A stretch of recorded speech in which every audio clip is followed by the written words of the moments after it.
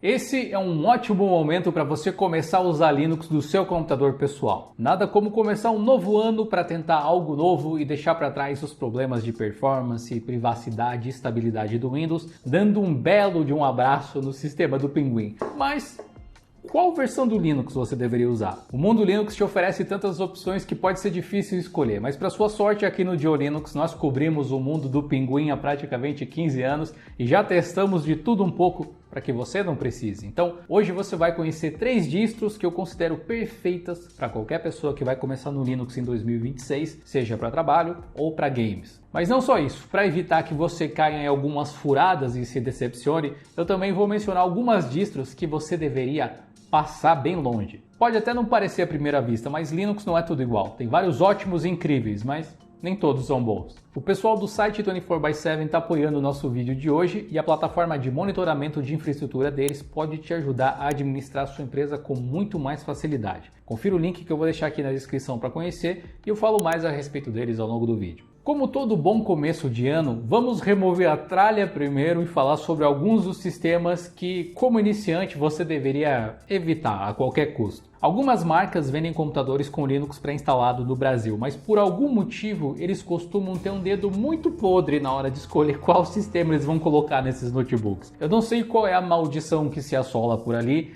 mas nenhum deles são realmente bons, apesar de que alguns são menos piores. Se você esbarrar em nomes como KeepOS, Lux, Satux, Guta, que são distros que aparecem em computadores da Asus, Lenovo e Acer geralmente, mas não se limitando a eles, simplesmente passe longe. Na real, pode até comprar os computadores que vêm com eles se você quiser, afinal muitas vezes são boas máquinas e sem o Windows pré-instalado elas podem ficar até R$800 mais baratas, mas já saiba que você vai ter que formatar e instalar algum sistema mais decente depois. Quem sabe algum dos que eu vou recomendar no vídeo de hoje, né? Mas antes de chegar neles, eu gostaria de falar sobre alguns dos sistemas que com certeza você vai esbarrar ao pesquisar por Linux para desktop, porque eles são muito famosos, são muito bons também, mas mesmo assim, talvez você como iniciante não deveria usar Ubuntu, Fedora, Debian, Arch Linux e Pop! OS. Para deixar claro, eles são infinitamente superiores aos 4 que eu disse para você passar longe antes, mas eles podem não ser tão adequados assim para iniciantes, apesar de se encaixarem como uma luva para profissionais de tecnologia especialmente, ou para usuários um pouquinho mais avançados de uma forma geral. O Pop! OS é um caso à parte, na verdade, e eu explico melhor daqui a pouco. Mas os outros 4 podem oferecer algumas dificuldades que usuários com um pouquinho mais de experiência vão tirar de letra, mas que para nós usuários podem ser um pouco frustrantes. No caso do Ubuntu, por exemplo, ele não tem fácil acesso a alguns softwares comuns das pessoas usarem hoje em dia,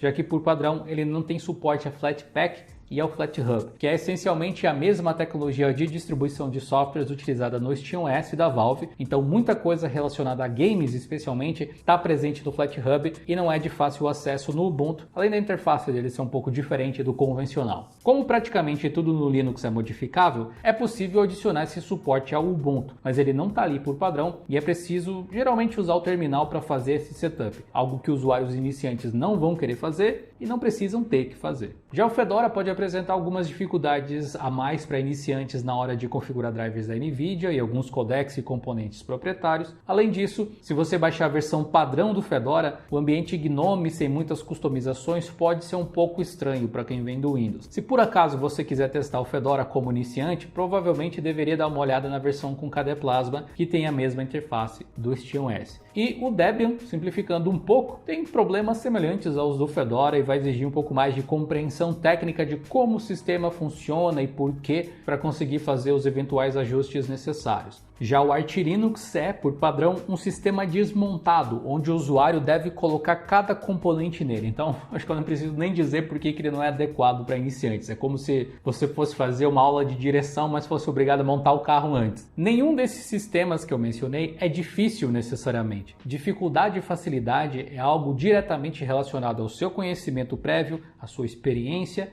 e ao seu hábito com o computador e, portanto, é algo subjetivo. Uma vez que você faça todo o setup inicial em qualquer um desses sistemas, mesmo que você tenha mais dificuldade e configure as coisas para funcionar como você quer, eles dificilmente vão te incomodar. Só que para conseguir fazer essas mudanças, você vai precisar virar a primeira página do manual do Linux, por assim dizer. E se você é um iniciante e ainda nem sequer pegou o livro na mão, é melhor deixar para experimentar esses sistemas mais tarde.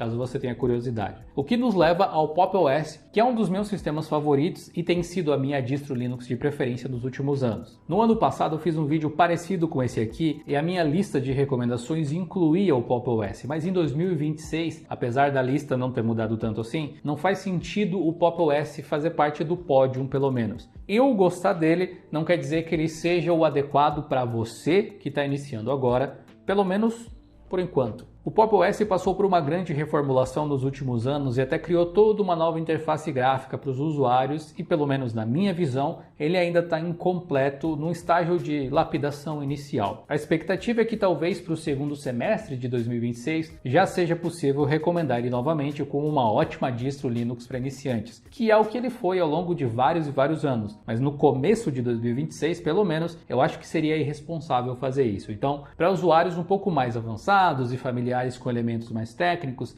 assim como ocorre com Ubuntu, Fedora, Debian e Arch, o Pop! OS é uma opção interessante, mas para iniciantes eu tenho uma sugestão bem melhor agora para ocupar o espaço dele. Se tudo o que você quer é instalar o seu novo sistema Linux da forma mais simples e direta possível, com o mínimo de configuração e usar o seu computador sem nunca mais nem precisar mexer nele, só focando em produzir, trabalhar ou jogar, não tem como escolher errado entre essas três opções: Linux Mint, Zorin OS e Basite. Mas cada um deles tem alguns pontos de destaque que tornam eles mais adequados para determinados perfis de usuários. Apesar disso, todos eles servem para essencialmente tudo que você quiser fazer com o seu computador. Os três têm um ambiente de desktop que lembram Windows de alguma forma, então a sua transição do ecossistema da Microsoft deve ser relativamente tranquila nesse sentido. Os três respeitam a sua privacidade, não tem atualizações intrusivas, não tem nenhuma IA querendo cutucar os seus arquivos, são gratuitos, funcionam em computadores mais fracos e tem uma ampla biblioteca de software disponível. Linux Mint e Zorin OS são dois sistemas para uso um pouco mais generalizado,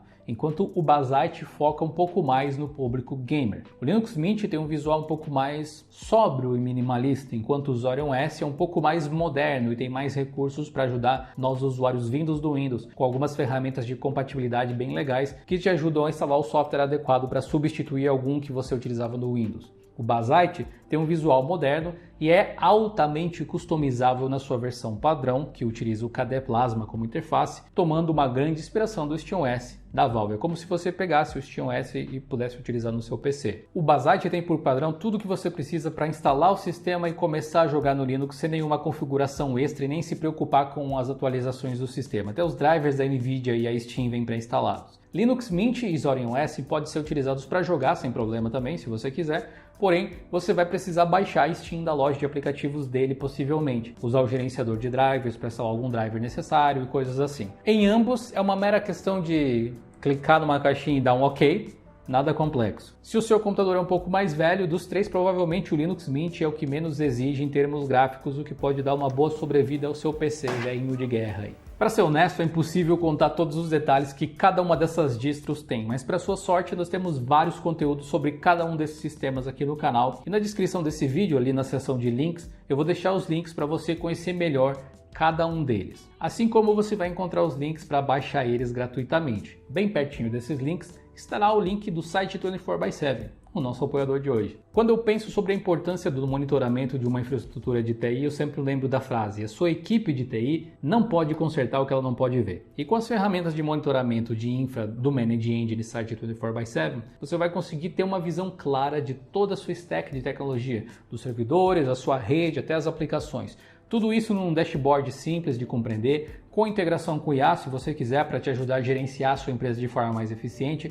com alertas que podem indicar problemas que estão prestes a acontecer, assim você consegue agir antes mesmo de algo afetar os seus clientes. Se você acessar o link na descrição e cadastrar o seu e-mail de trabalho, você vai conseguir acessar gratuitamente o site 24/7 por 6 meses completos. Assim você consegue ver se ele funciona aí para você e para sua empresa. Apesar de algumas dessas distros que eu mencionei serem consideradas boas para iniciantes, isso não quer dizer que elas não funcionam bem para usuários avançados também. Recentemente eu testei o Basite como sistema de desktop tradicional e eu utilizei ele para tudo, menos para jogar. O resultado dessa experiência meio maluca está nesse vídeo aqui na tela. É só clicar para assistir. Fique bem, bem-vindos ao mundo do Pinguim e a gente se vê por lá. Até a próxima.